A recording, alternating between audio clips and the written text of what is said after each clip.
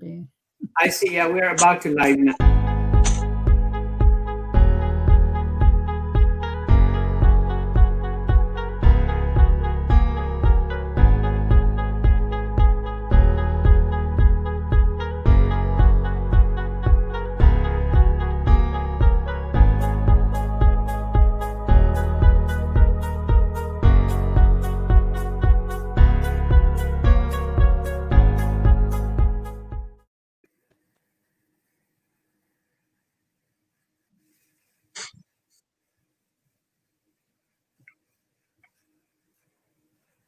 Jojalapa, namaste, good evening, and good morning. Thank you so much. So, EW, episode number 59. Today is the day that we are doing the series Friends of Nepal, and we have really esteemed guest today that you already have known, Maureen Durdak, who is an American scholar, an American artist, and her guru, Rabindra Sakya. So we both have here in our studio. So let me welcome them, and let me welcome all of my audiences who have been watching us from your home. So we have Maureen Durdak and Rabindra Sakya. Namaste and welcome to the studio. Namaste. दर्शकवृन्द है आज हामी will be doing the bilingual. So with Maureen, I will be it will be in English, whereas with Rabindra, we'll be talking in Nepali. So that yo bilingual हुनेछ हैन दर्शकवृन्द. फेरि पनि म यहाँलाई स्वागत गर्दछु है आजको यो साँझ हैन हामी EW को 59th एपिसोडमा हामी लाग्दै छौं. आजको जुन हाम्रो यो सिरिज छ फ्रेन्ड्स अफ नेपाल हैन अब यसमा चाहिँ के छ आजको टपिक भन्दाखेरि डिस्कसनको topic perspective of an American artist on Newah art and artists. So आजको फर्म्याट हैन कस्तो हुनेछ त भन्दाखेरि हाम्रो स्टिम आर्टिस्ट है Maureen Durdak उहाँले चाहिँ के त भन्दाखेरि यो अमेरिकन पर्सपेक्टिभमा हाम्रो नेवा आर्ट के हो र आर्टिस्टको बारेमा उहाँले जनाउनु हुनेछ भने उहाँको गुरु है हाम्रो रविन्द्र साक्य उहाँले चाहिँ के त भन्दाखेरि यो आर्ट उहाँले गरिराख्नु भएको आर्ट बारे चाहिँ के छ कसो छ यहाँहरुको जिज्ञासा त्यसमा उहाँले भन्नुहुनेछ भने म तपाईहरुबाट प्राप्त भएका विभिन्न क्वेशनहरुलाई पनि उहाँहरु समक्ष म राख्ने छु.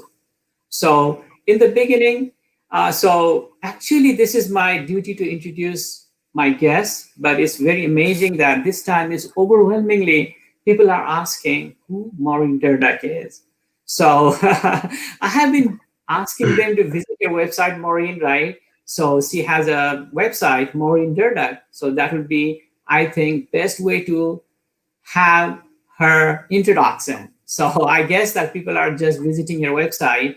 But before we proceed it, I would like to put that question to you and how you are related with Rabindra Sakya. So can you just a little bit give some brief introduction of yourself and Rabindra, and we will just move on to your presentation.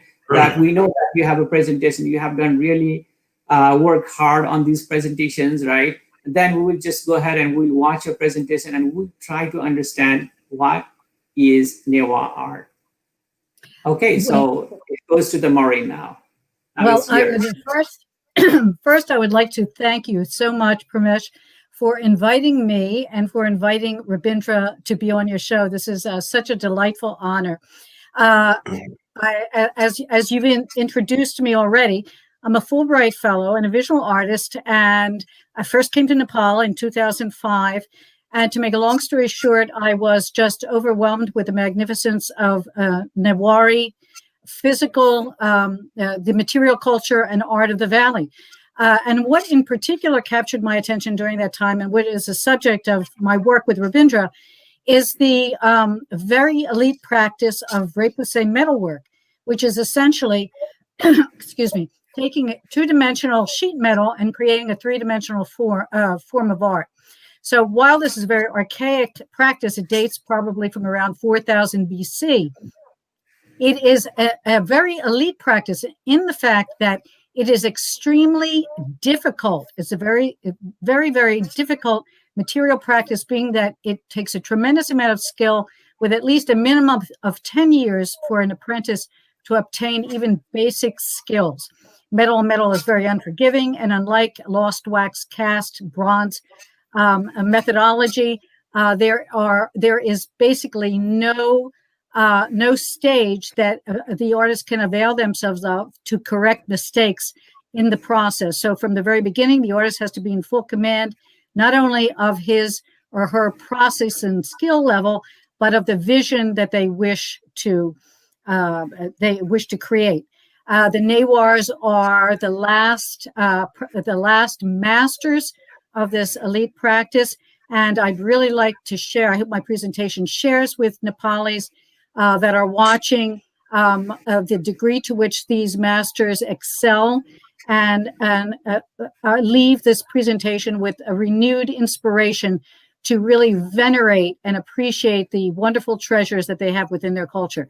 So what I'd like to do is I'd like to launch this PowerPoint. And so I know Rosan, our wonderful tech guru here, will guide me. So Rosan, I'm going to now access and click the PowerPoint, correct? Yes, okay. Maureen, go ahead. Okay, so can you see the PowerPoint? Yes, we can. Okay, wonderful. Okay, I'm going to hit from the beginning. So from the perspective of an American artist on Newah arts and artists.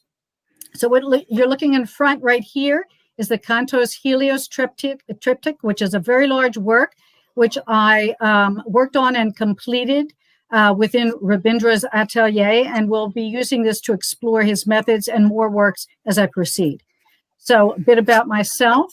I'm a 2011 Fulbright Senior Scholar for Art in Nepal and a graduate of the Pennsylvania Academy of the Fine Arts and the University of the Arts in Philadelphia. My Fulbright work, the Prakriti Project, pioneered the first synthesis of repoussé metalwork in contemporary painting. I studied with arguably the finest living master of this metalworking practice, Master Rabindra Sakya of Patan, Nepal, who is the grandson of historic master Kubra Singh Sakya. I am the only artist working with this material synthesis.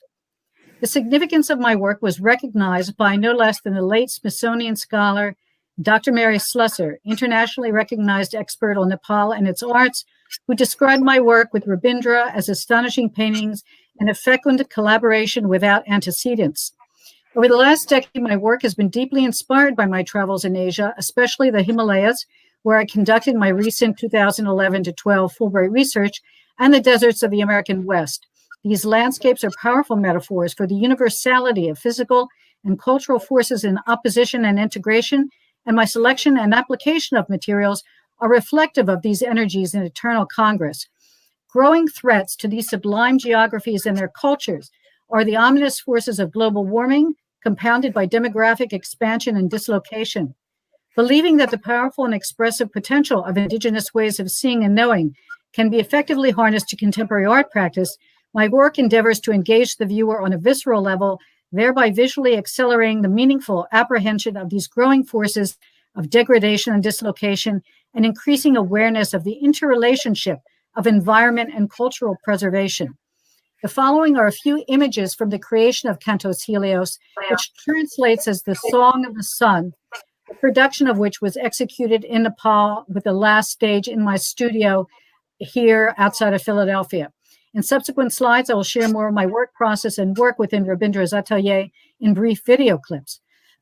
So here is the Cantos Helios triptych, and as its name implies, it is a song of the sun, and it's an homage, meant to be an homage to solar power. So we have three images left to right, representing the sunrise, noon, and sunset of the sun, combining repoussé elements within the central flow of the painting, asemic writing, which is a very esoteric graphic device, and combines the integration of painting, crushed minerals and mineral threads, and acrylic work on a wood, archival wood panel. Here is the work in situ, which is currently under exhibition in Parktown Place near the Philadelphia Art Museum. So you can get an idea of the scale of this work. Here is a detail of Noon, the central piece. Here is a brief video that I will play so you'll get an idea of the work.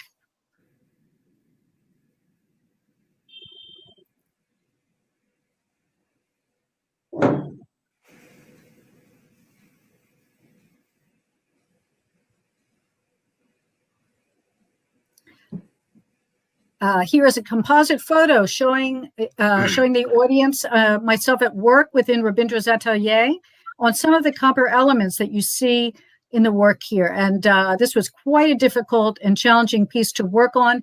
I consulted with Rabindra for some time before we began execution of the work. You can see me working on cutting the copper element from its matrix after it's been formed with a chisel in what is called by the Newah's la, which is essentially a pitch that holds the piece in place. Some of the matrices cast-offs taken here for recycling.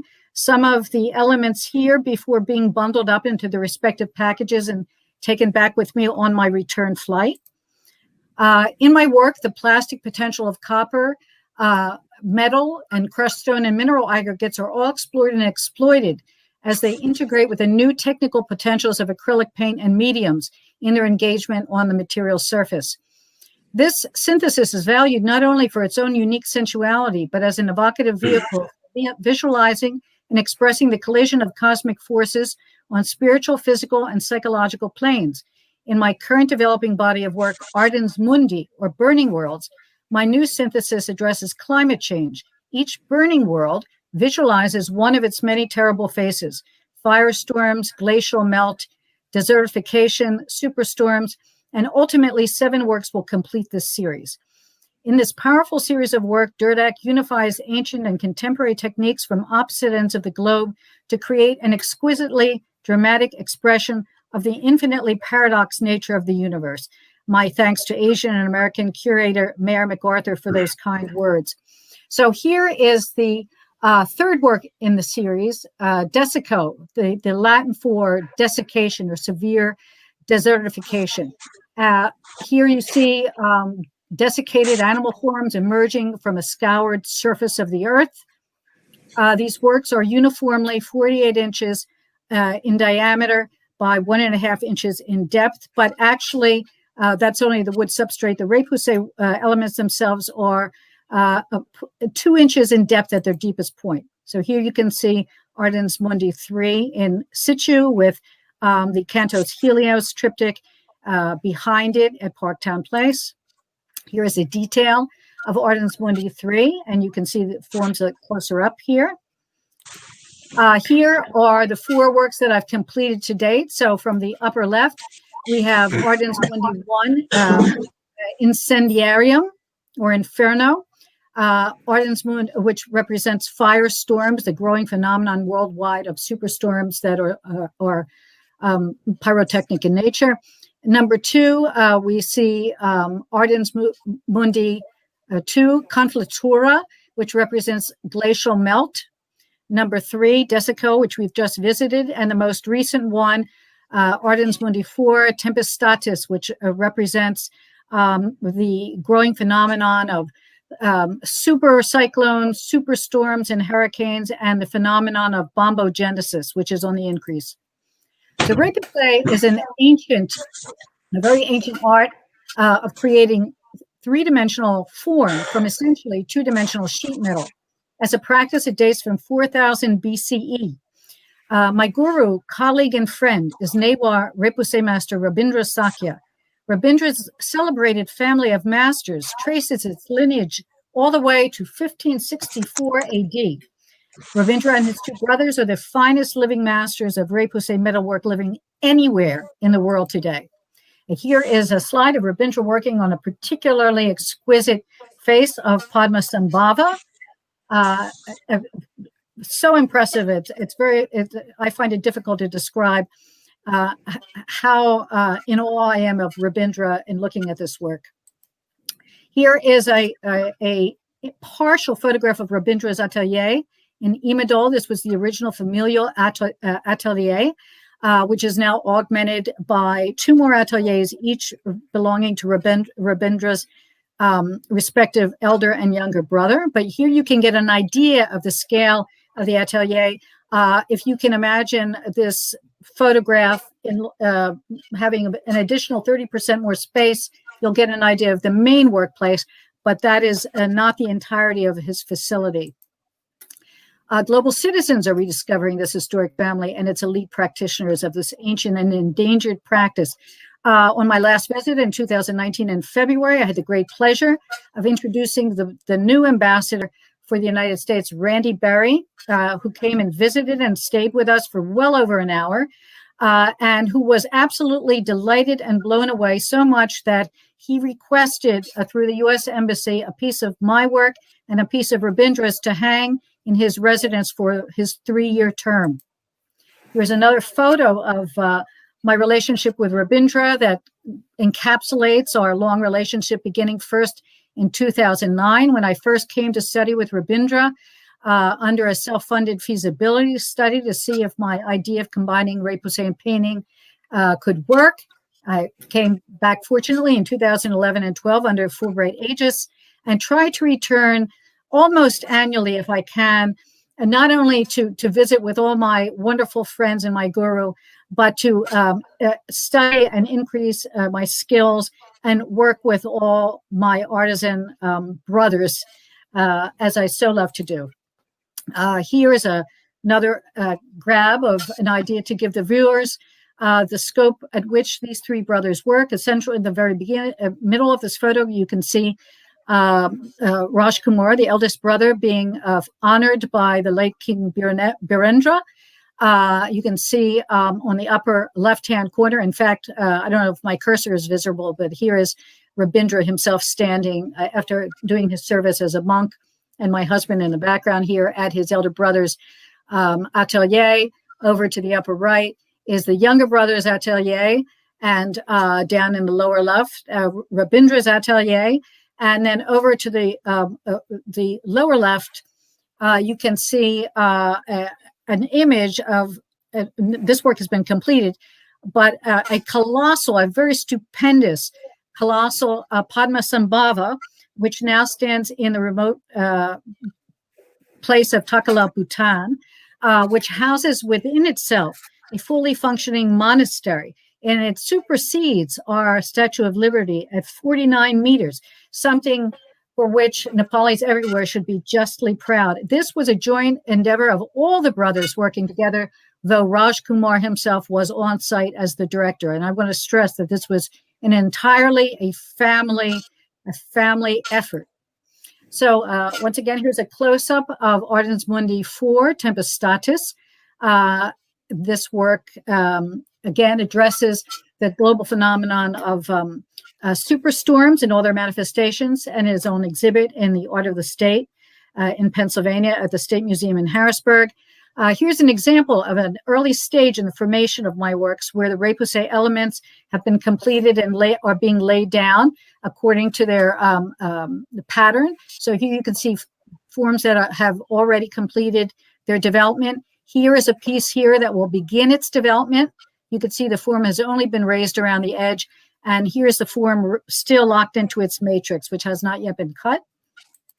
Here you can see a detail of that same view of that same piece. Here is a little video for you to get an overall view of the work, a little bit more of a close look.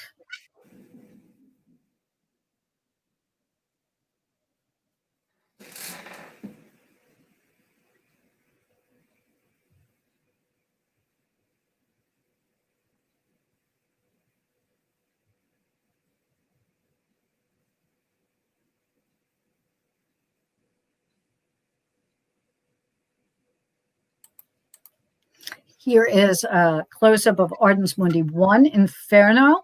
This piece was done with a slightly thinner copper, so I was experimenting and ripping the work in a couple of places here, something which I think I will experiment a little bit more with in the future. Here's a detail where you can see some of those controlled tears a little bit better. Here is another video with accompanying thematic music.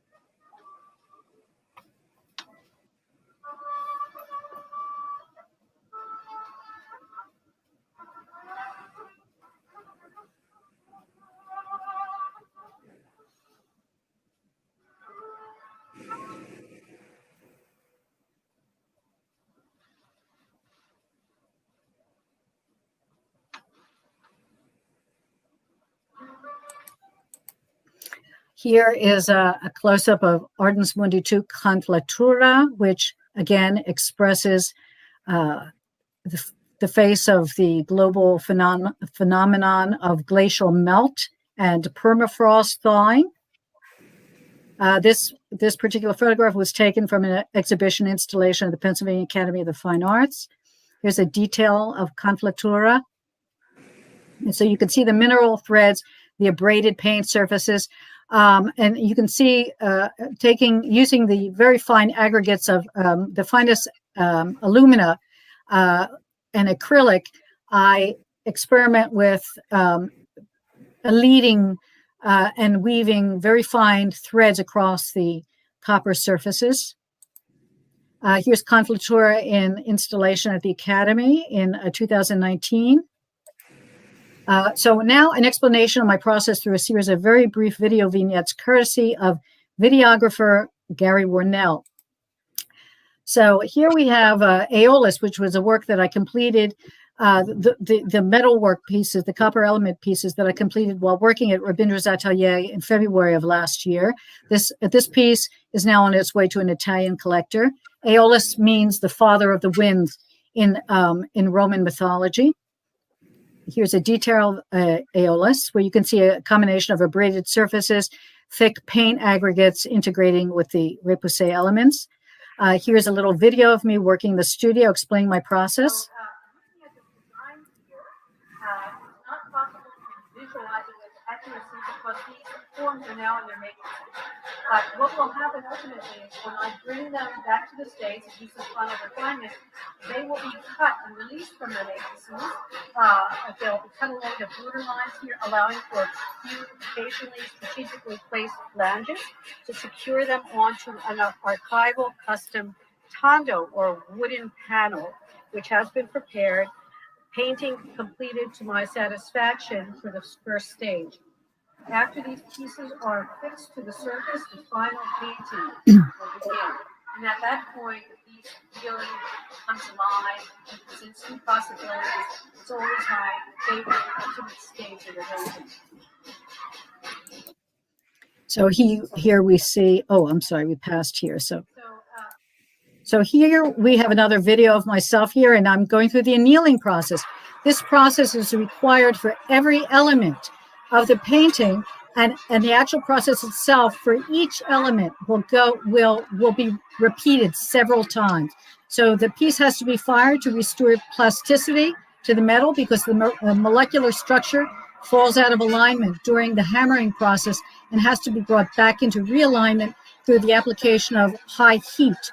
So when the repoussé element attains a nice blackened fire scale color, and when the sound of it dropping on the surface is evocative of thick leather, I know that the piece is finished and ready for the acid bath, which we will see right now. Dropping the work in the acid bath rips off the fire scale and restores the piece of metal to its original beautiful pink color, which I like to refer to affectionately as baby ass pink. That will take off the fire scale, and we'll leave it in there for a few minutes. We'll then take it out, and we will then rinse it off in water and dry it and begin the whole process again. Here is Rabindra working on this magnificent Padmasambhava.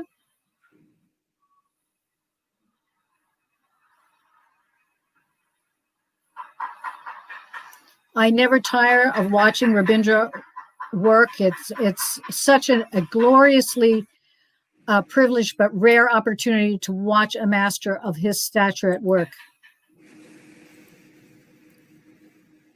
Here we have a sampling of some hammers and chisels so that the viewer can get an idea of me working, what it's like very close up to see me hammering away at this piece, which, as its color demonstrates, has recently been annealed.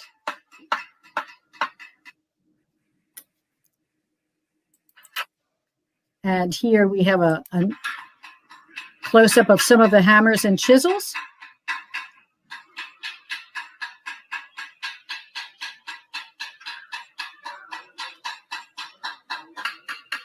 I'm very privileged to have a set of anvil, its support, quite a selection of double-headed hammers or mugas, and a full selection of chisels made expressly for me by Rabindra, for which I am eternally grateful. And I may have the only set of its kind outside of Nepal. These are very, very difficult to make. Master blacksmiths must be engaged to do this kind of work. And they are, like every other discipline, starting to become an endangered practice. So if any of the viewers would like to learn much more about me, please visit my website, which is simplymyname.com. Naturally, I'm on Instagram. You can find several pages. Just tap in my name in the search engine, several pages on Facebook. And I would like to conclude by saying Dhanyavad. Thank you to all my viewers. It's just a tremendous honor and pleasure to have been able to present this to you. Thank you.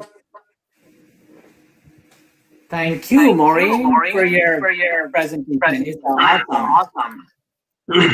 So being a Newah, and when I was watching your presentation, I feel that I'm enlightened. The way that the things that it works, I just relate with the 5 elements.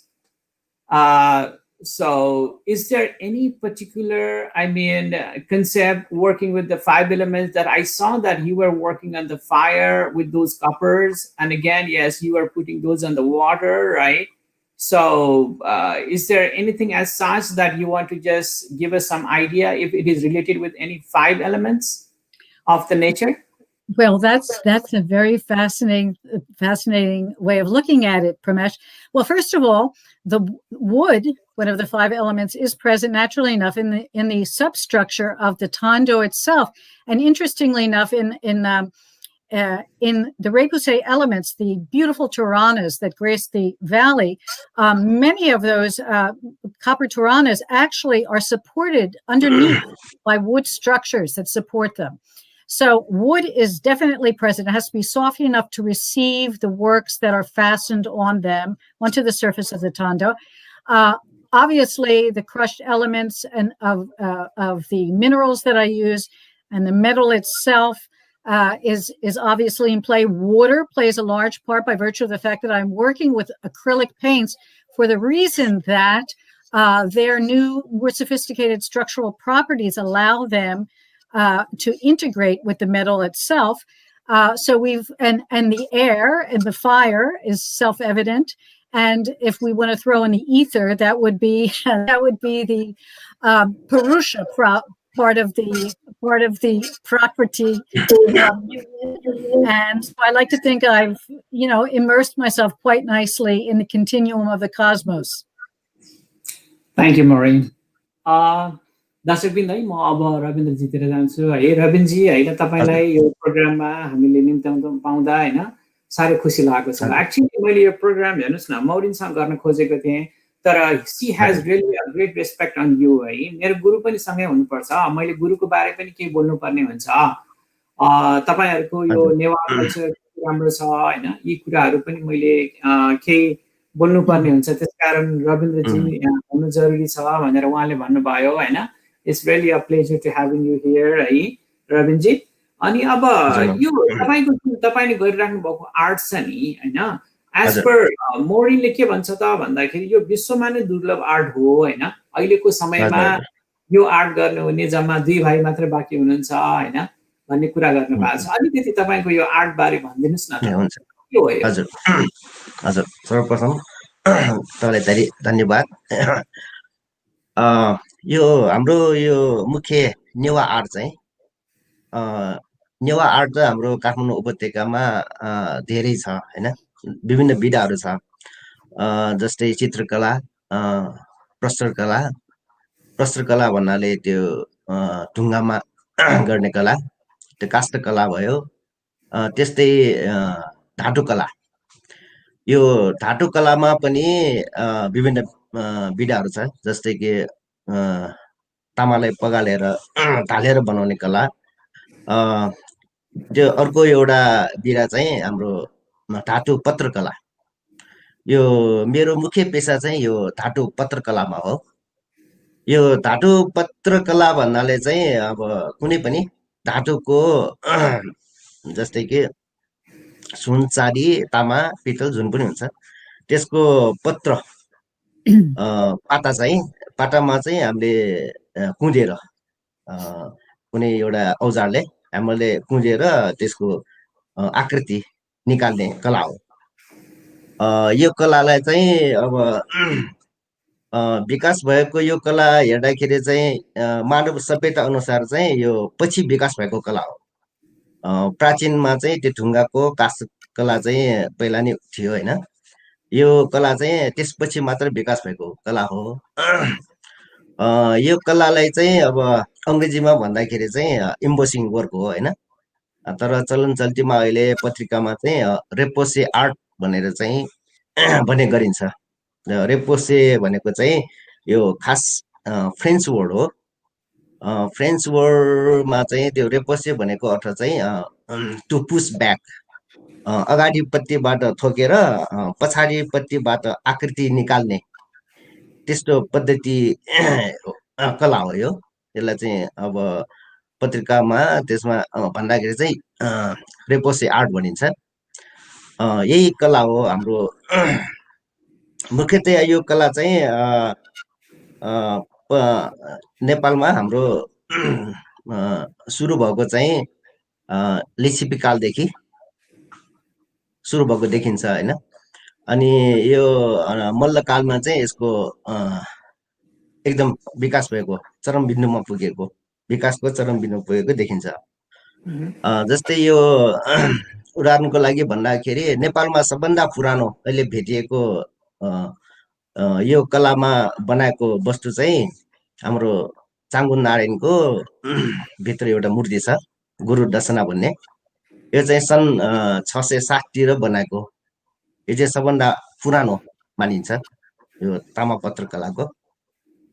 यस्तै अब तामापत्र कलाको उदाहरण दिनु पर्दाखेरि सबभन्दा राम्रो कला चाहिँ हाम्रो भक्तपुरको दरबार स्क्वायरमा त्यो गोल्डन गेट भन्ने छ।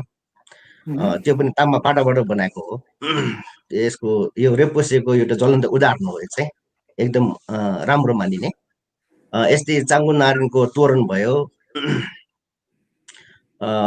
विभिन्न मन्दिरमा अब तोरणहरू, गजुरहरू, झलरहरू राख्ने गरिन्छ।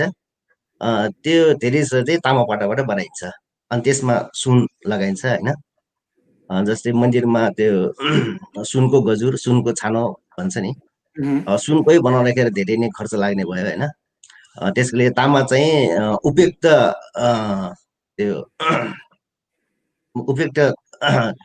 साधन भयो जसमा चाहिँ अब सुन राम्रोसँग बस्छ।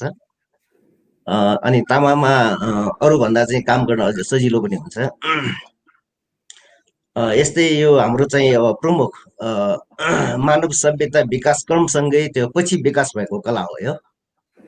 अहिले चाहिँ अब यी कलाबाट चाहिँ अब विभिन्न मठ मन्दिरमा डेकोरेसन गर्ने सामान सँगसँगै अब हाम्रो ठुल्ठुलो मूर्तिहरू पनि बनाउन सकिन्छ यसबाट बनाउँदाखेरि अब तामा पाटाबाट बनाउने भएर अरूभन्दा चाहिँ अलि हलुको लाइट पनि हुन्छ। यसले चाहिँ अब अहिलेको जमानामा चाहिँ अब ट्रान्सपोर्टेसनको लागि सजिलो भएछ यो लाइट हुने भएर, हलुको हुने भएर अब निर्यात गर्न पनि अलि सजिलो छ। यस्तै यो हाम्रो यो चाहिँ यो कला चाहिँ हाम्रो पुर्ख्यौली पेसा हो। यो चाहिँ हाम्रो बाजे बराजुदेखि गर्दै आएको पुर्ख्यौली पेसालाई मैले चाहिँ अहिलेसम्म निरन्तर दिइरहेको हो। यस्तै अब हाम्रो यो काम चाहिँ अब पहिला त गाह्रै थियो। पहिला तामा पाटाहरू पाउँदैन होइन।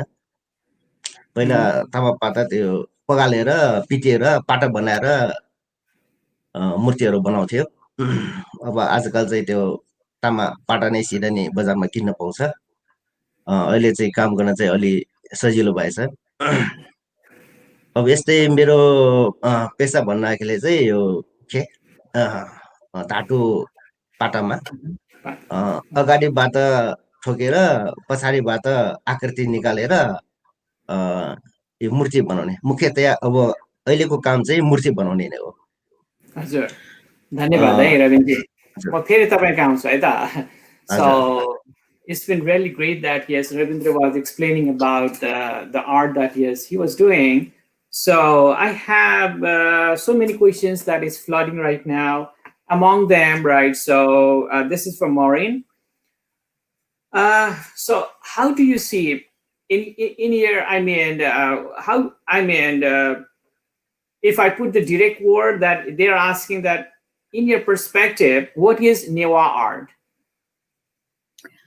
What is Newah art? That's a fascinating Right. question. Well, Yep. Newah art essentially are those material expressions of the spirit of the Newah people. And that definition applies to any ethnic group or any national group. The material practices of the respective people, which embodies those spiritual and psychological characteristics of the people and gives them form. So when you look at Newah art, you are looking at an art that is, and we're speaking of traditional arts right now, arts that are oriented towards the divine. And in their orientation towards the divine, there are many manifestations, many pursuits of beauty in many forms, each containing and expressing an inherent psychological and emotional and ideological phenomenon or characteristic. But the one thing for me about Newari art that is extremely valuable to me is the exquisite aesthetic quality of Newari art, and not just in the metal arts, but also in the painting arts and in the cultural arts. There's a particularly exquisite balance of the humane with the divine, in that the respect for the properties of the materials themselves are highly sophisticated. The forms are particularly elegant. There's a particular elegance to figures in Newari art, even though the forms that they take, and the particular murtis and whatnot, are also shared a larger part of Indic culture. I can spot a piece of Newari sculpture like a mile off. Likewise for the painting, and there's a lot of speculation now about how Newari art, and particularly painting, was really the major influence, not only throughout the Himalayan regions, but by extension in China and in Mongolia and the larger Himalayan regions. And one might argue, if you really were moving to trace it pretty effectively, possibly over even as far as into Japan, by virtue of the fact that if you look at the great painter and great artist Arnico, many of the great murals up in the monasteries, up in Lomantang, the Chukten and Chamba monasteries up there, particularly my favorite is the Chukten because of the the predominance of figurative work, the compositions, the draftsmanship, the elegance, the balance, the action, the dynamic form balanced with a real sense of spatial sophistication is unique to Newar art. It is genuinely unique. I have not seen that kind of balance replicated in other art forms. And also, what I think is particularly wonderful and lovely is the way that the art forms, the art forms that would be in other cultures somewhat separated by firewalls, are fully integrated within the Newar Valley. In one building, you will find examples of elegant painting, repoussé work integrated within the architectural structure of a beautiful building, which in and of itself is geometric perfection. So there's a particular sensibility of, and a felicitous juncture of the aesthetic, of the humane, and the divine that I find, and the sensual as well as the aesthetic. Polarities are beautifully contained within the characteristics of Newah art. Thank you, Maureen. Actually, you make me feel really proud. Well, that is tremendously rewarding to me, Pramesh, that I can do my small part there to communicate. And I really think that Newah arts really, I'm such a champion of them, and I really so strongly feel that their contribution to world art needs to be much better known. Thank you. And I have next question for you, which is a general question that it came in, that why you chose to go and learn this Newah art? Okay, all right. So this is the origin story. So I first came to Nepal in 2005, and there's an even more interesting story to preface this, but time does not allow. But having come to the valley, I was immediately overcome with the magnificence of the material culture that I was witnessing, and my main intention for those first couple of trips was to go trekking in the Himalayas. But spending the brief amount of time I did in the valley, I very intensively pursued as many of the finer temples that I could. And in particular, what struck me, because I had never seen any elements of it in other in Europe or in other places in the world, was the beautiful way in which Repoussé, in a highly developed and very refined form, was integrated within the architecture of the great mandirs, the magnificent Toranas. And the Toranas at one time had been obviously heavily fire gilded, but through the passage of the centuries, the elements had their way with the metal, and what was left on most of the great Toranas were very varying passages of heavy gold in some places, but almost the erasure or very thin tissues of gold on other elements of the copper. And when I looked at those forms, they reminded me of painting. And I thought, that's strange. I'm looking at metal sculpture. How could that? But the analogy kept, it stayed within my mind. And as the months and a few years passed, I became increasingly curious about it, to the point where I decided I would dip into my savings and take a trip and see if I could actually visualize my idea. So I funded myself in a 2-month study with Rabindra to explore it, and that was the beginning, as they say, of the tale. Great. So, I mean, the way that you have put the words is amazing. Amazing that even I didn't realize that it is in that category, that when you are talking about around the world, when you put the Newah art is kind of a unique, and you have already clarified in so many ways, and you have related that with I believe that you have already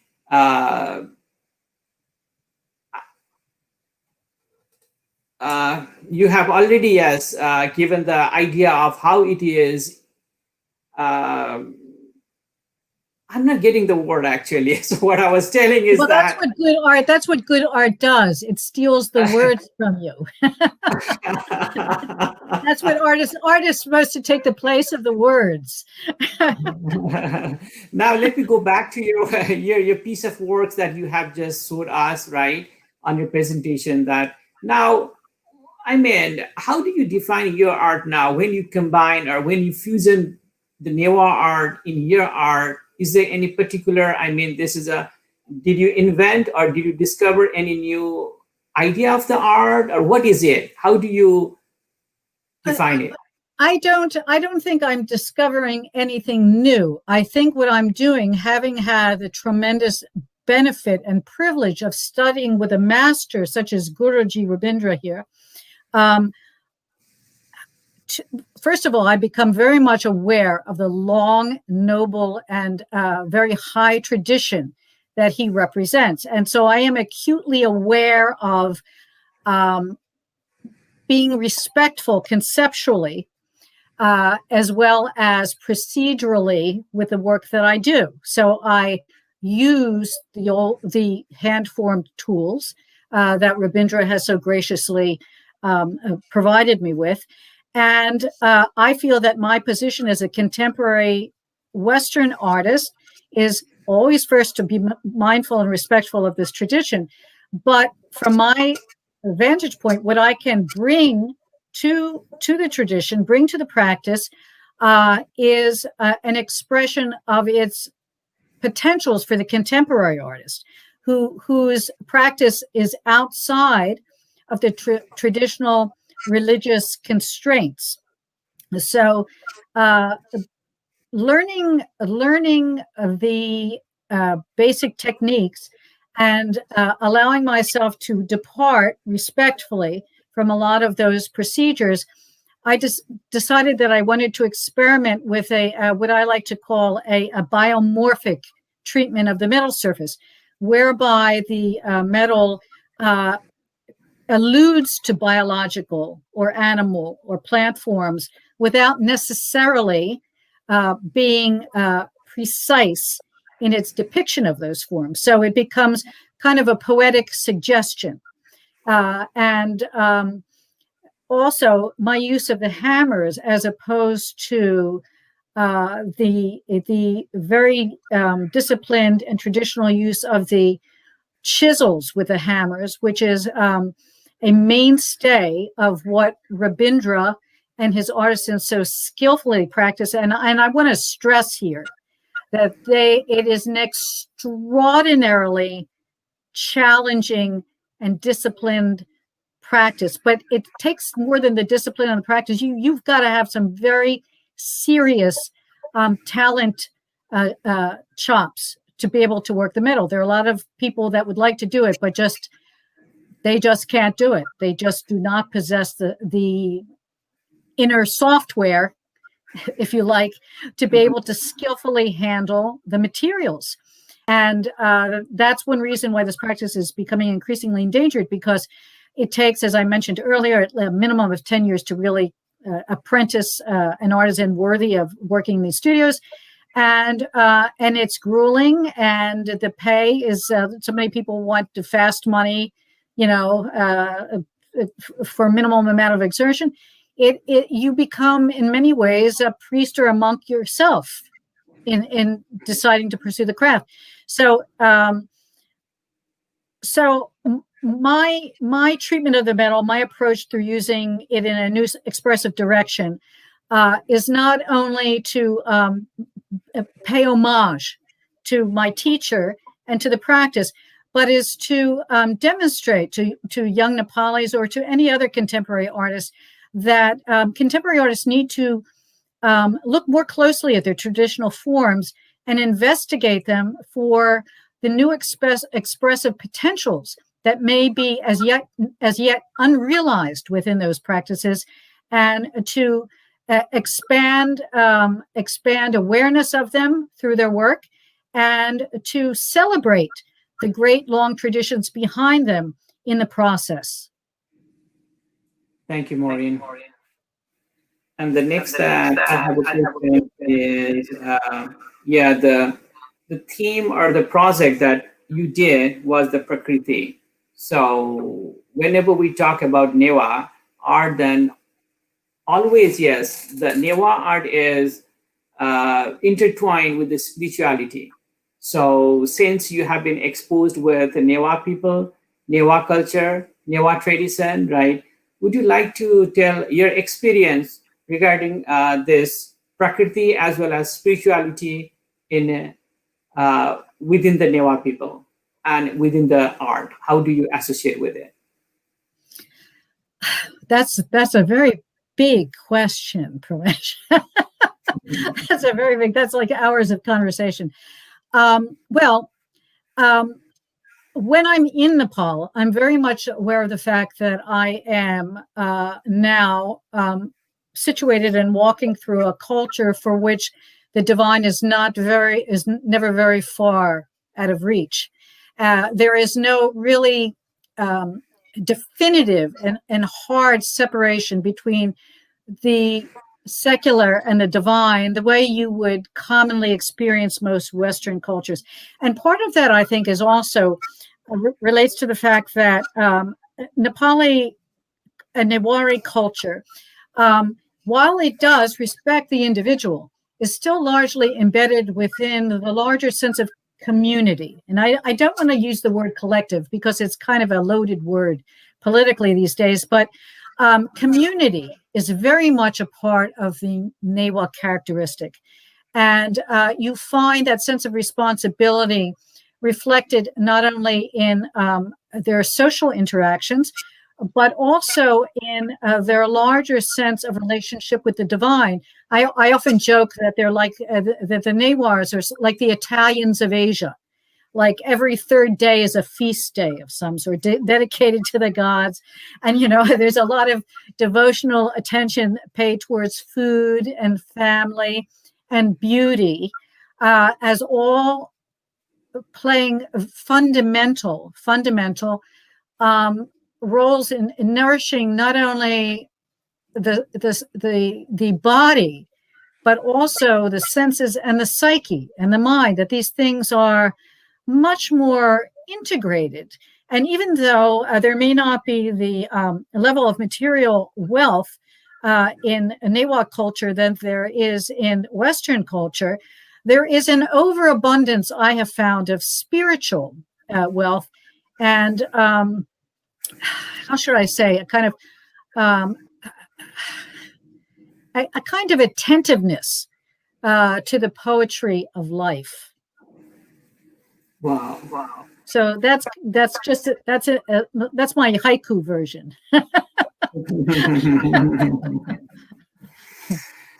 Thank you, Maureen, for elaborating all those things. Now I'd like to go back to Ravindra. रविनजी है, अब हाम्रो मौरिनजीले त धेरै कुराहरू गर्नुभयो होइन, हाम्रो आर्टको बारे कुराहरू गर्नुभएको छ। अनि फेरि तपाईँले के भन्नुभयो त भन्दाखेरि यो चाहिँ तपाईँको पुस्तैनी होइन, माथि हाम्रो बिस्तारै बिस्तारै सबैले माथिबाट सिक्दै सिक्दै आउनुभएको भयो आफ्नोभन्दा पूर्वजसँग होइन। भने यो अवस्थामा तपाईँले आफ्नो कुबेर सिंह साक्य होइन त तपाईँको हजुरबुवा है, अब कुबेर सिंह साक्यदेखि रविन्द्र साक्यसम्म आइपुग्दाखेरि त टाइम त लाग्यो होइन। एउटा त अब यो सिक्न कतिको गाह्रो भयो एउटा, र अर्को के त भन्दाखेरि कुबेर सिंह साक्यको आर्ट र रविन्द्र साक्यको आर्टमा के डिफ्रेन्ट छ त अब अहिले आएर, कस्तो किसिमको भाषा, अलिकति यसमा भनिदिनुहोस् न। हजुर हुन्छ। अब यो कुबेर सिंह चाहिँ मेरो बाजे हो। उहाँ चाहिँ एकदम ठुलो आर्टिस्टै हुनुहुन्छ। उहाँ पनि अब धेरै नै तामा पाटामा चाहिँ ठुल्ठुलो मूर्ति नै बनाउनुहुन्थ्यो। अब पहिला त फोटोहरू छैन होइन, अब हामीले घरमा चाहिँ स्केचहरू बेच्छ, जस्तै 12 फिट 15 फिट 8 फिट त्यस्तो स्केचहरू। यस्तै बाजेले बनाउनु भएको यो 12 फिटको मैत्री बुद्धको स्केच चाहिँ अहिले त्यहाँ हाम्रो तपाईँको त्यहाँ अमेरिकामा एउटा म्युजियममा स्केच चाहिँ राखेको छ, रिप्रेजेन्ट दिएको म्युजियमको लागि। मेरो बाजेको पालामा बनाउने त्यो बेला पनि ठुल्ठुली मूर्ति बनाउँथ्यो मेरो बाजेले। ऊ बेला चाहिँ अब त्यो औजार चाहिँ ऊ बेला पनि आफै बनाउनुपर्छ, टुल्स चाहिँ बजारमा किन्न पाउँदैन। अहिले पनि टुल्स त आफै बनाउने हो। अहिले फरक के भएछ भने मेरो बाजेको पालामा मूर्तिहरू ठुलो बनाउँदाखेरि होइन राम्रो त राम्रै छ, तर जोइनिङहरू ठुलो मूर्ति बनाएको सानो सानो टुक्राहरू जोड्नुपर्छ। जोड्दाखेरि अब वेल्डिङ गर्नु पर्यो नि जोड्नेले। पहिलामा चाहिँ अब वेल्डिङ गर्ने छैन, अनि त्यो किला ठोकेर जोइनहरू जोड्थ्यो, अनि त्यो जोइनमा चाहिँ अलिकति रफ देख्थ्यो। अब अहिले मेरो पालामा आएर चाहिँ अब ठुल्ठुलो मूर्ति बनाउँदाखेरि चाहिँ अब बजारमा अहिले छ नि वेल्डिङको मेसिनहरू पाउँछ, विभिन्न नयाँ प्रविधिहरू भिटिएछ। जस्तै फाइलिङ गर्ने भयो, ग्राइन्डिङ गर्ने, वेल्डिङ गर्ने चाहिँ अहिले विभिन्न औजारहरू पाउँछ। यो औजारहरूले गर्दाखेरि चाहिँ अहिले ठुलो मूर्ति बनाउँदाखेरि अझै सजिलो भएछ। अहिले ठुलो मूर्ति बनाउँदाखेरि चाहिँ पहिला भन्दा चाहिँ अहिले फिनिसिङमा चाहिँ धेरै राम्रो हुन्छ। पहिला चाहिँ जोड्दाखेरि रसाई हाल्ने सानो मात्र रसाई हाल्ने पोसिबल छ। अहिले चाहिँ अब वेल्डिङ एउटा आएकोले वेल्डिङ गर्ने मेसिन आएकोले चाहिँ अब ठुल्ठुलो मूर्ति बनाउँदाखेरि पनि हामीले एकदम क्वालिटीमा चाहिँ विकासै भएको छ भन्नुपर्छ। पहिला भन्दा चाहिँ अहिले हजुर अहिले फिनिसिङ चाहिँ अहिले स्मुथै हुन्छ। ए हजुर, भनेपछि तपाईँको हिसाबमा चाहिँ पहिले भन्दा अझ राम्रो किसिमबाट फाइन भएर चाहिँ गएको छ होइन? हजुर हजुर हजुर अनि अब तपाईँको जुन छ नि आर्टलाई यस्तोसँग एप्रिसिएट गर्नुभएको छ हाम्रो मौरिनले पनि होइन। अब मैले त हजुर पत्रिकाहरूबाट पढेको होइन, तपाईँ र अब हजुर तपाईँको फ्यामिलीले जुन बनाउनु भएको ठुलो मूर्ति छ हजुर होइन, त्यो भुटानमा गएर तपाईँहरूले हजुर राख्नुभयो भन्नुभएको छ। त्यसको बारे अलिकति हजुर भनिदिनुहोस् न, त्यो भुटानमा जुन गएको अँ, थियो नि होइन तपाईँहरूको। भुटानमा चाहिँ एउटा प्रोजेक्ट आएको थियो होइन, त्यो भोटेना तकेला भन्ने ठाउँमा।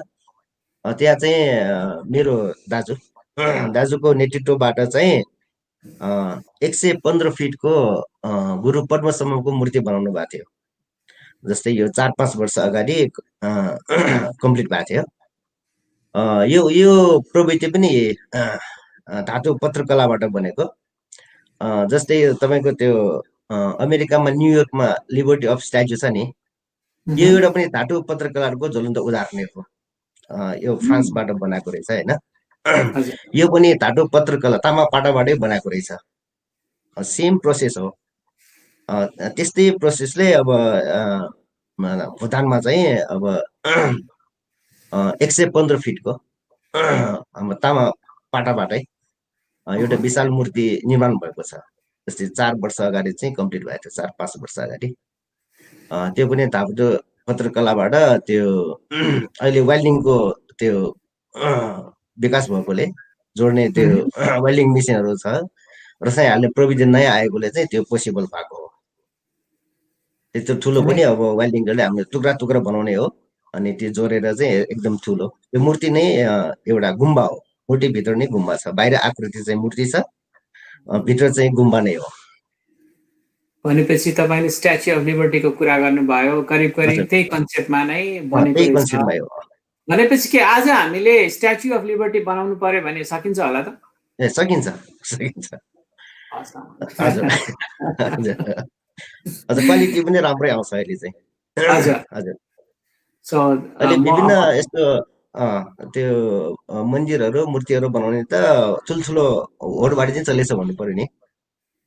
जस्तै प्रवेशजी म इन्डियामा हजुर हजुर इन्डियामा सबभन्दा ठुलो बनायो त्यो कुन चाहिँ लिबर्टी अफ युनिटी भनेर, युनिटी स्ट्याचु भनेर। त्यो चाहिँ कास्टिङ जस्तो छ। हजुर ए ओके यस्तो तामापाटाबाट चाहिँ अब जस्तै ठुल्ठुलो मूर्तिहरू चाहिँ बनाउन सकिन्छ अब चाहिँ। म फेरि तपाईँलाई आउँछु है त। म अब हजुर let me go to the Maureen for a moment. So Maureen, right, he has just encouraged me, and even he says that, right, even if now in this time that if somebody asks him to build the Statue of Liberty, he says, yes, we can do it. I have absolutely no doubt. Great. That makes me, And feel you want to know amazing. something else, Parash? He may be the only guy that might be able to do it. Awesome. Maureen, I have one more question for you that it came from the audience. The audience is asking that if you have an experience in Nepal, so you must be exposed with some other form of arts with some other ethnic groups. So the C is asking that how the Newah art is different than any other form of Nepali arts when you compare with the other arts in Nepal. If you have Newah arts were fully, well, how should I put this? Newah art was overwhelmingly fully formed before the Gorkhali entrance into the valley and influence in the valley. And we see elements within Gorkhali art that are obviously from the subcontinent. and the stresses look further towards the subcontinent. Whereas it would seem, even though Newah art, and I have not made the study, I should really go back and read Dr. Slisser's seminal Nepal Mandala here on this. But it would appear that even though Newah art has oriented itself substantially towards the subcontinent by virtue of the fact that it is a basically, and I know this is a loaded word, but I'm going to use it for convenience, syncretic by virtue of the fact that it has absorbed from India, it has absorbed from the surrounding Himalayan cultures, influences the unique vision that has resulted from the confluence of those long imbibed aesthetic qualities, has resulted in a particularly unique and harmonious aesthetic entity. I mean, it's very interesting because as I find myself grappling for the right words to describe this, I keep coming up with the word Italian, and I'm asking myself silently, why am I doing that? And I think the reason for that is that much of Newah art reminds me of a particular type of humanistic quality that I think the art of Florence shares. Now, somebody that would listen to this would say, oh, well, that's absurd. That's over in Italy, and this is over in, the heart of Asia over here. How could they there's a particular scale of the architecture. And I think I've mentioned this before, there's a particular sensitivity to the treatment of the materiality which constitutes the various forms of expressions. For instance, the beautiful resinous quality of the old Newah type of brickworking, where a particular type of, I think it was mustard oil and resin was combined with clay and a few other secret ingredients that some people claim particular knowledge of, combined to produce an extremely fine and elegant brick. And the way the bricks are masoned is exquisite. It's such a fine, thin, but extremely durable and strong bond that creates not only an elegant exterior, but one that has a tremendous visual integrity and communication of strength and durability, a certain majesty to the use of what are arguably humble materials. Also, the balancing of the treatment of the wood and the stone, and the way the different elements of the architecture are situated within the larger communal structures, within the bahals, the integration of the buildings. It's as if each one of the expressive forms of the material culture act in concert with and act both to contain and amplify the surrounding sensibilities of those things that surround them. So whereas each piece becomes part of, but more than the part of and reflective of the larger whole. And the scale of the architecture is very humane. It's elegant. It has lofty, I'm thinking of the Nyatapola in Bhaktapur. It has a lofty, very majestic grandeur to it, but at the same time, it manages to maintain a touch with a certain human sensibility. It's very hard for me to describe. I mean, even the paintings, and I'm trying to think, I'm very frustrated with myself at this point. I should have made written notes. Some of the most elegant and famous Newari paintings that have been discovered show amazing sophistication of the placement of positive and negative space within the picture structures. And yet dynamic energies are contained within these placements. These are not formulaic works, although they do express themselves within iconographic constraints. They're very sophisticated, deliberate, thoughtful, and contained, self-contained works and elements. And that's why I keep going back to Florence, because Florence was all about the individual and all about the expressions of the big men within the community, and with always a nod to the divine. But the divine was always expressed through a certain accessibility and expression of humanity within the works. I don't know. I could really go on at length, but I'd have to get into a little bit more detailed work. So I don't know if I've gone too far afield in answering that, but being a Newah and yes, I was born in Kathmandu, and I have been I have been here in the United States for 20 years. So before that, I was in Nepal, and I had been witnessing all the arts form of the Newah community, but I didn't realize that much the way that you have expressing, and you are comparing that with the Florence. It's amazing. It's amazing. So what is hammering me in my thing is that, it's a shame on me that, yes, being a Newah, that I don't know much about Newah art, and that the American who went all the way from America just to learn about that, and now we need the explanation from other than Newah. Yeah. Ramesh, if I may interject for a moment before I forget this thought. There's an old expression: you never really see your country till you leave it. And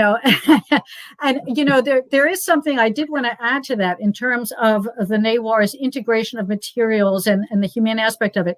And this is in one of the things that I'm particularly fond of is in how the Newahs have expressed their love of nature and the natural world and incorporated it in much of their visual culture. And to use just one example, but for me, a real favorite example, the Darahitis. The Darahitis are so beautiful. These beautiful water catchments that,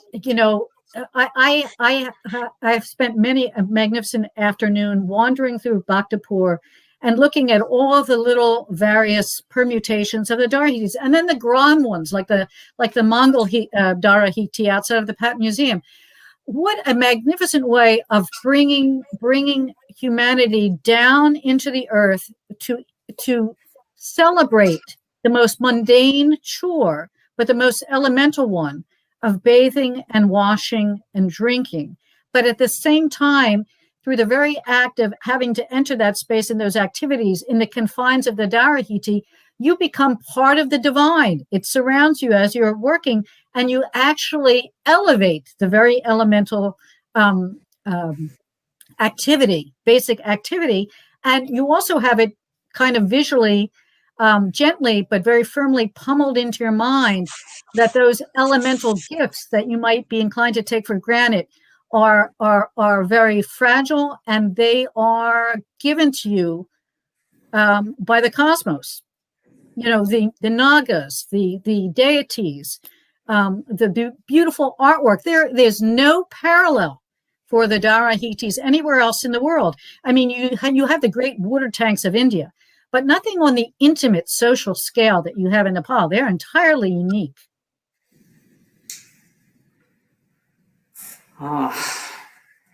Thank you, Maureen. Yes, walking us to the the words that you have is amazing. I just can't say the namaste to you at this moment, right? Now let me go back to Ravindra. And so we already crossed the 1 hour time, so we are almost at the end. So I have very few questions now left because of the time binding. So let me go back to the Ravindra. Ravindra, अब तपाईँले यति धेरै ठुलो कामहरू गरिराख्नु भएको छ होइन, यो त के भयो भन्दाखेरि हाम्रो फ्यामिली आफ्नो होइन पिता पुर्खाले गरेर आउनु भएको कामलाई अग्रसरता लिएर तपाईँ अगाडि बढिराख्नु भएको छ। अनि यसमा हजुर के हाम्रो सरकार होइन, नेपाल गभर्मेन्टले कस्तो किसिमको तपाईँहरूलाई हेल्प गरिरहेको छ वा होइन, वा यो तपाईँको आर्टलाई बचाउनु पर्छ वा यसलाई अझ प्रिजर्भ गर्ने वा यसलाई अझ प्रमोट गर्ने, त्यसको बारे नेपाल गभर्मेन्टले तपाईँहरूलाई के हेल्प गर्नु भएको छ कि छैन त? गभर्मेन्टको थ्रु भन्दा चाहिँ हेल्प चाहिँ छैनै भन्नुपर्छ। गभर्मेन्टबाट चाहिँ केही हामीलाई केही सहयोग चाहिँ छैन। यो ह्यान्डिक्राफ्टमा चाहिँ केही सहयोग चाहिँ छैन। त्यसो भए हजुर तपाईँ यहाँलाई रोकेँ है त, त्यसो भए गभर्मेन्टको कुरा नगरौँ होइन, हरेक कुरा हजुर नेपालको पक्षमा स्पेसली आर्टमा त्यही प्रब्लम छ भने अब हजुर म जस्तो होइन, म जस्तो हजुर नेपालबाट बाहिर आएर बसेको नेपालीहरूले होइन, हामीले हजुर कसरी हेल्प गर्न सक्छौँ? तपाईँ वा जस्तै पाटनमा हुनुभएका वा नेपालमा हुनुभएका हाम्रा कलाकारहरूको लागि हामीले हजुर कसरी हेल्प गर्न सक्छौँ होला, हजुर तपाईँलाई के हजुर लाग्छ? अब मुख्य यसको विकासको लागि चाहिँ होइन, अब जस्तै अहिले पनि अब पहिला पहिला लिच्छवी कालमा त मन्दिरहरू बनाउँथ्यो नि धेरै। मह्म, लिच्छवी कालमा मल्लकालमा धेरै काम हुन्थ्यो, विभिन्न मन्दिरहरू बनाउँथ्यो अनि कलाकारहरूलाई धेरै काम पाइन्थ्यो। अ, तर अहिले चाहिँ कमी छैन। भन्नुपर्दाखेरि नि अहिले पनि अब विभिन्न त्यो मुख्यतया चाहिँ अहिले भन्नुपर्दाखेरि चाहिँ यो टिबेटनहरू हामीले काम गर्ने चाहिँ टिबेटन गुम्बाहरू चाहिँ धेरै नै बढिरहेछ। संसारभर नेपालमा मात्र होइन संसारभर नै बढिरहेछ। यो टिबेटियन त्यो गुम्बाहरूले गर्दा चाहिँ अहिले चाहिँ हामीलाई चाहिँ काम पाइरहेको हो। एउटा गुम्बा बनाउनलाई त्यहाँ चाहिँ धेरै नै मूर्तिहरू चाहिन्छ उहाँलाई, एउटा मात्र होइन धेरै नै मूर्ति चाहिन्छ होइन। अब यस्तै भएर चाहिँ अब गुम्बाको चाहिँ एकदम विकास भइरहेछ उहाँको टिबेटन गुम्बाहरूको चाहिँ। त्यसले गर्दा चाहिँ हामीलाई अलिकति सहयोग भइरहेछ कामको चाहिँ होइन। यस्तै अब काठमाडौँमा चाहिँ अब काठमाडौँमा नेपालमा पनि काठमाडौँ मात्र नेपालमा पनि अब धेरै नै मूर्तिहरू बन्ने चाहिँ काम भइरहेछ, मन्दिरहरू होइन। ठुल्ठुलो मूर्तिहरू पनि बन्ने काम भइरहेछ अहिले मह्म, विभिन्न अस्ति भने नि अघि नै भने जस्तै त्यो ठुल्ठुलो मूर्ति विभिन्न ठाउँमा चाहिँ त्यो मूर्ति नै बनाउने त्यो प्रोजेक्टहरू चाहिँ धेरै नेपालमा पनि धेरै नै छ अहिले चाहिँ। हजुर, यसले गर्दा चाहिँ हामीलाई काम चाहिँ पाइरहेछ भन्नु पर्यो। ओके। अब अहिले त्यसले अब तपाईँले एउटा अर्को क्वेसन पनि थापेँ मैले होइन, यो अवस्थामा अब आज त रविन्द्र साक्य हुनुहुन्छ होइन, अब आजको हजुर 100 वर्षपछि रविन्द्र साक्यहरू जन्माउनलाई के गर्नुपर्छ होला त? यसको लागि चाहिँ अब त्यही हो, यो सिक्ने चाहिँ कुनै अब संस्था छैन। अब कलेजहरू त्यस्तो चाहिँ यो मुख्य यो हाम्रो तामाङ पत्रकलाको विधा सिक्ने चाहिँ अब कुनै संस्थाहरू छैन। त्यही हो, अब हामीले चाहिँ अब काम गर्न आउनेहरूलाई चाहिँ अब सिकाउँदै जाने, जसको जसको काम गर्ने यो इच्छा हुन्छ, हाम्रो काम गर्ने धेरैजना हुन्छ नि, उहाँहरूलाई सिकाउँदै जानुपर्छ। उहाँहरूले सिक्दै गयो कि चाहिँ अब मैले भने यो मानव सभ्यताको विकास क्रममा चाहिँ यो चाहिँ विकास भइरहेको कला हो यो। जस्तै कि प्रस्तर कला, त्यो काष्ठ कला, त्यो त्यो ढुङ्गामा गर्ने प्रस्तर कला त मह्म, सबैले थाहा भएको कुरा हो। यो तामापाटाको मूर्ति बनाउनु चाहिँ पहिला पहिला चाहिँ बनाउँथ्यो होइन। मल्लकालमा चाहिँ धेरै विकास भएको थियो। त्यस्तै मैले तिब्बतमा घुम्न जाँदाखेरि त्यहाँ पनि 10वटा ठुल्ठुलो गुम्बामा घुमेको थिएँ। त्यहाँ पनि धेरै जसो मैले के पाएँ भन्दाखेरि चाहिँ तामापाटाकै मूर्तिहरू हो। मह्म, अरू त्यो काठको उनीहरू भन्दा चाहिँ तामापाटाको बनाएको चाहिँ धेरै मैले पाएँ। जस्तै उदाहरणको लागि चाहिँ हाम्रो जोखाङ मन्दिर सबैले थाहा भएको हाम्रो नेपाली त्यो फिरकुतीको भन्ने चाहिँ तिब्बतमा छ, अच्छा, सबभन्दा मह्म, पुरानो। त्यहाँ त सबै तामापाटाको हो नि, छाना छानादेखि मह्म, मूर्तिहरू सबै होइन। त्यो त एकदम पुरानै। भनेपछि यो पछि पछि विकास हुँदै जरा मानव सभ्यता विकास हुँदै क्रममा चाहिँ यो यसको पनि विकास भइरहेकै कुरा हो। त्यो चाहिँ पछि पछि झन् झन् विकास हुँदै आएको हो। अनि बिचमा चाहिँ यो लोप भइसकेको हो। जस्तै मान्छेहरूलाई थाहै छैन तामापाटाबाट ठुल्ठुलो मूर्ति बनाउँछ भन्ने थाहै छैन। काठको ढुङ्गाको त्यस्तो मात्रै बनाउँथ्यो। अहिले आएर चाहिँ यो ठुल्ठुलो मूर्ति बनाउने चाहिँ अब काम धेरै पाइरहेछ हामीले। मुख्यतया गुम्बाहरूले गर्दाखेरि नै हो होइन। अहिले चाहिँ यो कामको कमी चाहिँ भए छैन जस्तो लाग्छ। अहिले चाहिँ काम गर्नेहरू पनि अब यो तामापाटोको काम गर्ने मान्छेहरू पनि धेरै बढिरहेछ। Okay. त्यो मात्र अहिले त्यो प्रब्लम भएको हो। अहिले त यसो हेर्दाखेरि त अहिले काम ठिकै छ। Okay. अहिले त काम गर्ने मान्छेहरू नै बढिरहेछ यो Very पेसामा nice. चाहिँ। हजुर हजुर। त्यस्तै म रविनजीलाई इलेक्सन रोकेर म Maureen कहाँ जान्छु होइन. So Maureen, we have a lot of questions, but among them, I would like to just read one of the questions that yes, one of the audience has put in the Facebook message. What he is asking is that it's from the Sudeep Karanjit, and he says that questions to Maureen. Newah art is unique and beautiful. How can it be popularized? How can Newah artists make a living out of art? As artists have quit familiar artisanship to pursue other careers to make a living. What would be your suggestions?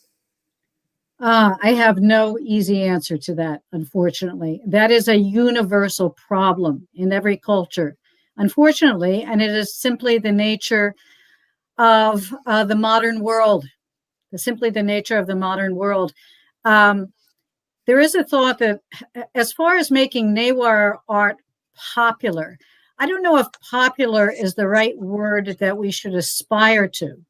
I think awareness, making Newah art, putting Newah art before the gaze of as much of the world as possible, in the best possible context, and in terms of growing cultural awareness of its sophistication and all its estimable qualities is really something that should be striven for, if that's the right word. One thought that I do have on that subject, though, is that in Japan they have an institution, if that's the proper description, for identifying and designating the very best of their artists that are traditional practitioners, and bestowing upon them an accolade of national treasure. And I don't know what the actual details are, but my understanding is that these artists are designated and identified by their government are receive a dependable income and a stipend, and also have some obligations as towards training, promoting, and preserving the practices that they represent. So I would love to see something like that happen in Nepal, and I would really encourage that.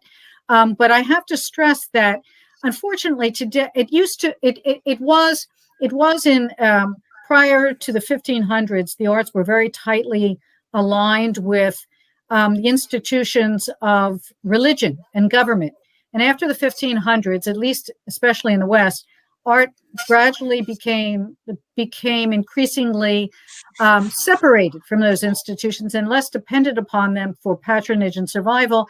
And with that came the ascent of the place of the individual. And I'm not placing any value judgments on those, but that is a dynamic that has been responsible for many of the problems that artists now face, especially traditional practitioners. Times have changed. There's globalization. There is commercialization. It is a very, very hard road. And Newah art itself has been so closely aligned with the representation and celebration and relationship with the divine, and then that in and of itself, places some substantial constraints upon the field. I mean, how many Buddhas can you cast in wax and sell? And in that respect, you're running up against the Chinese and any surrounding cultures, the Indians that want to capitalize. That's not, I think, what Newah arts are after. I think it's really celebrating the best of what you have, the very best of what you have, understanding why what you have is the best. What are the best qualities? Understanding the history, understanding the context, understanding the relationship of those practices and those forms to the spiritual and intellectual and emotional and health and well-being of the larger communities. That is what needs to be stressed, not the commercialization of it. And this, the usage of the word, fame. Fame is very fleeting, and many poets have, made that very clear. I think you already have an abundance of wealth right within your laps, within the Kathmandu Valley. I think that the best of what you have should be preserved. And in many ways, the old Guti structures, bore a lot of credit for doing just that.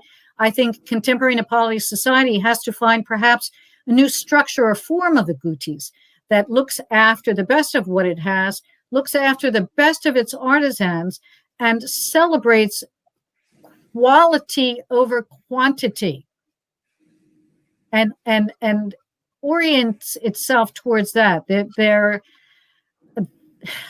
Those are kind of the disjointed responses that I have towards the viewer's very weighty question. It's a very complex question. There are a lot of moving parts to that question.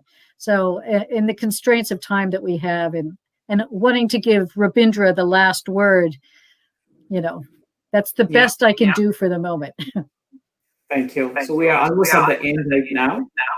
So for the closing remarks, I'm requesting first to Rabindra, and I'll come to Maureen, that there may be so many things that you want to tell, but it didn't come when we are doing the conversation. So if there are anything that you want to say in the end, so first I'll go to Rabindra and I'll come to Maureen. So Rabindji, जाँदा जाँदै अब केही त्यस्तो तपाईलाई लागिरहेको कुरा यहाँ अहिले डिस्कस नभएको केही छ भने राख्दिनुस् न केही वर्डहरु। हुन्छ। अब यो आजको टपिक चाहिँ नेवा आर्ट सम्बन्धी भयो हैन। नेवा आर्ट भनेकै अब हाम्रो मुख्यतया काठमाडौँ उपत्यकामा नै केन्द्रित छ। जति पनि यो काठमाडौँ उपत्यकामा मठ मन्दिरमा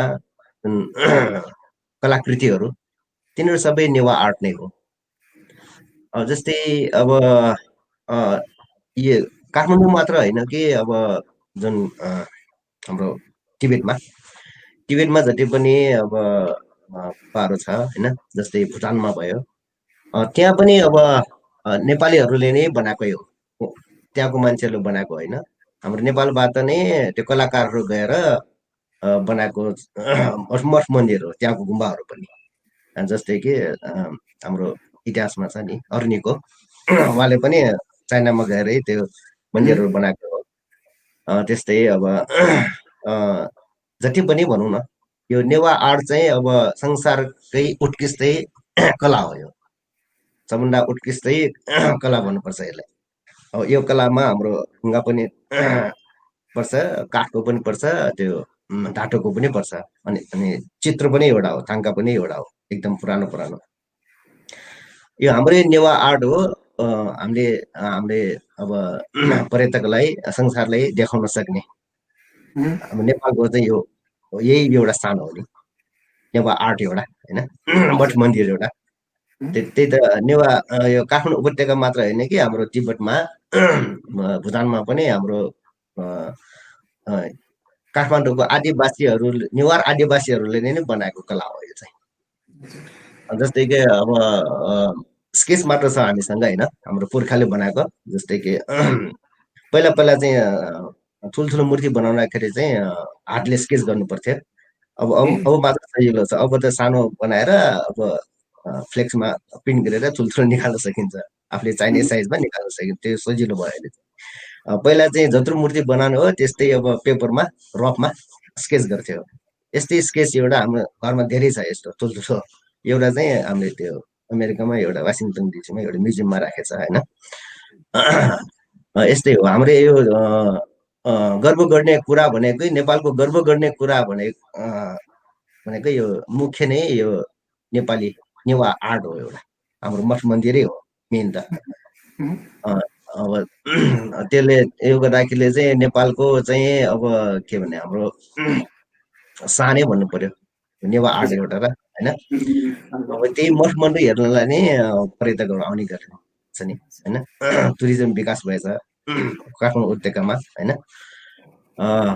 यस्तै हो अब यो पेसामा लागेकोले हाम्रो पुर्खौली पेसा हो होइन अहिलेसम्म हामीले निरन्तन दिइरहेछ हामीलाई गर्व लाग्छ हाम्रो काम गरेपछि होइन सकेपछि चाहिँ हाम्रो गर्वै लाग्छ धन्यवाद है रविनजी है आज अब तपाईँ पनि अब नेवा कलाकार होइन म पनि नेवा तर तपाईँलाई चिनाइ कसले चिनाइदियो त भन्दा अमेरिकन स्कलरले आएर तपाईँको बारेमा कुरा गर्नु परिरहेको छ होइन एउटा विडम्बना हो हामीले हाम्रो आफ्नो आर्टलाई चिन्न सकिरहेका छैनौँ होइन कोसिस गर्नेछौँ र यी दबुको जुन एउटा हाम्रो प्लेटफर्म छ त्यो नै के त भन्दाखेरि हाम्रो नेवा सिभिलाइजेसनका विभिन्न पाटाहरूलाई होइन यसरी नै कुराहरूलाई अगाडि ल्याएर सबैलाई जनमानसमा सेयर गर्ने हाम्रो परम्परा रहिआएको छ र अवश्य पनि आजको एपिसोडले केही न केही हाम्रा दर्शकवृन्दहरूमा पनि नेवा आर्ट सम्बन्धी कुराहरू केही बुझिसक्नु भएको पनि होला र यसलाई कसरी प्रवर्धन गर्न सकिन्छ सम्वर्धन गर्न सकिन्छ भनेर उहाँहरूले पनि सोच्नु होला भन्ने मैले आश गरेको छु अब चाहिँ म मौरीतिर जान्छ है त Okay, Maureen, so we're at the end actually. So on your, I mean, closing remarks that yes, if you have anything that yes, we haven't covered it yet, and now it's your, I mean, I'm giving the floor to you, Maureen. Well, thank you very much, Pramesh. First, I want to thank you for this wonderful opportunity. This was just really delightful. It was really wonderful to see Guruji again, especially during this very demanding and trying time of the pandemic. You know, I would just say to the audience, I'd like to leave the audience with a few parting thoughts. The audience was very privileged tonight to listen to a great master, a great living master, the likes of which are very rare today worldwide. As a practitioner in an extremely demanding and elite practice, and their hearts and minds should be filled with justifiable pride at knowing that their culture is basically has an abundance of gifts still yet to be visualized. I would like to say also that they can patronize the best of their Newah artists, perhaps in their respective temples, mandirs. Perhaps they'd like to commission an icon for their homes, as I have done. Give that, carefully do your research and give that commission to an honorable master.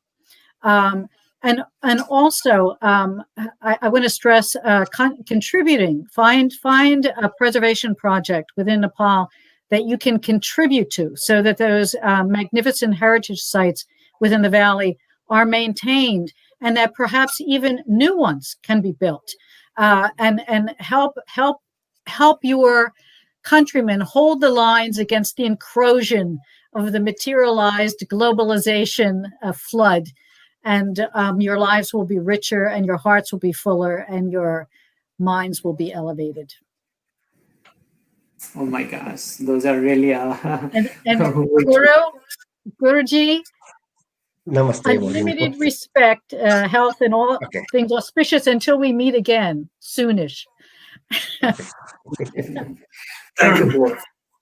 Thank you so much for the time, Maureen. And you have put tons of hours learning this Newah art. And again, yes, thank you so much for putting all those your works in the presentation today. And thank you for introducing me, Rabindra Sakya, who has been really a master of this Newah. Is typical art form of Newah. And Ravinji, thank you so much for the time that yes, तपाईले जुन time दिनुभयो हैन त्यसको लागि धेरै धेरै धन्यवाद छ दर्शकवृन्द धन्यवाद हजुर यहाँले मलाई इन्भाइट गर्नुभएकोमा मेरो मनको कुरा राख्नु पायो धेरै धन्यवाद तपाईलाई धन्यवाद हजुर दर्शकवृन्द है तपाईले क्वेशन गर्नु भएको छ there are so many people they are asking that about the YouTube form of this particular program. So I'm very happy to tell that Idabu, right, this is a 59th episode. And we have been helped now. We have teamed up with this Naulu Digital, that Roshan Puri. Similarly, we have Sunil Mathema and Sarath Shrestha from Naulu Digital. They have been really gracious, helping us on the technical side, and as well, they will be as having this show on the YouTube. So when you go on the YouTube, yeah, you can just search for the Naulu Digital. So you will find this copy there also, and we will be sharing and in our Facebook as well. So Excellent. we have spent really a good time, and still, yes, there are.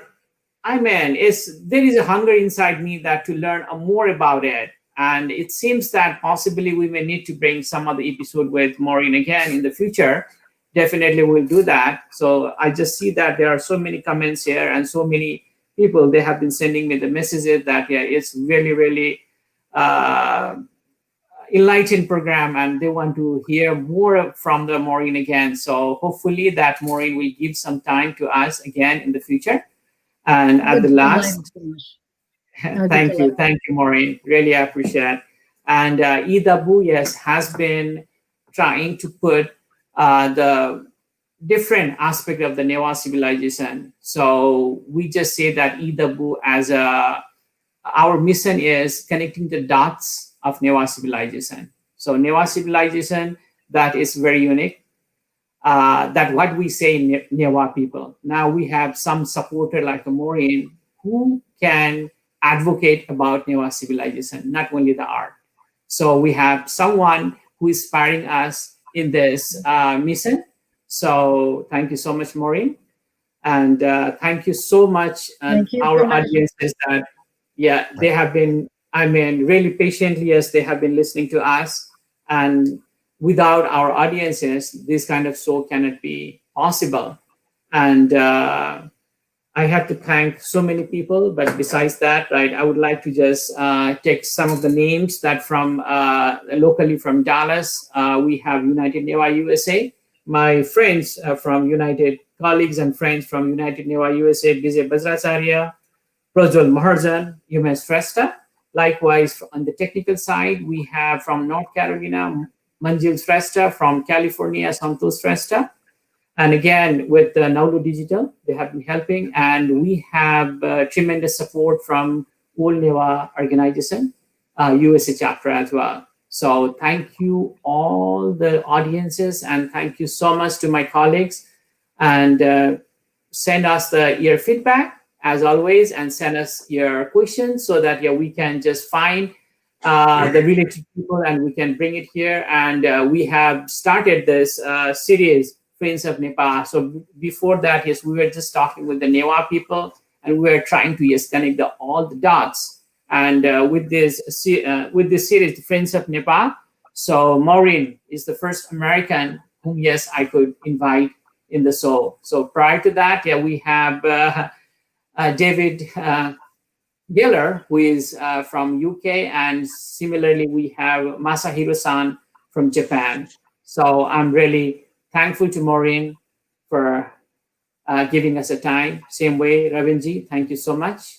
And so we are concluding at this moment. Thank you, audience. Until next episode, Hamuyata Subha. धन्यवाद. Dhanyavad. I guess that's over.